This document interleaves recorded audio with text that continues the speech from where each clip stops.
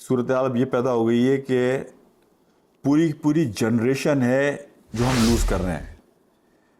یعنی ہمارا جو اس وقت سب سے بڑا مسئلہ ہے نا وہ یقین کا ہے کہ اللہ پر، اللہ کے رسول پر اور ان کی کہی ہوئی باتوں پر یقین. وہ اقبال کا ایک شعر سن اے تہذیب حاضر کے گرفتار، غلامی سے بدتر ہے بے یقینی. اچھا اس کو میں تھوڑا سا ذرا آپ کے سامنے کھولوں اس بات کو. میں ہمارا جو تعلیمی نظام ہوتا ہے نا اور جو ڈومینیٹنگ سوسائٹی یا ڈومینیٹنگ کلچر ہوتا ہے وہ ڈکٹیٹ کرتا ہے آپ کے پورے زندگی کے پیراڈائم کو. یہ ہماری بہت بڑی بدقسمتی ہے کہ جس نظام تعلیم سے ہم سب گزرے ہیں اس نظام تعلیم نے حقیقت میں دہریے پیدا کیے ہیں. اس نے اور کچھ نہیں کیا تو اتنا ضرور کیا ہے کہ ہر مسلمان کے دل میں بے یقینی پیدا کی ہے. وہ جو اکبر الہ آبادی کا ہے نا کہ زندگی میں کیا کیا بھائی، بی اے کیا، نوکر ہوئے، پینشن ملی، پھر مر گئے.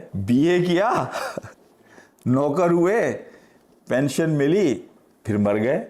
بس یہ زندگی میں 99.9% لوگوں کی زندگی یہ ہے.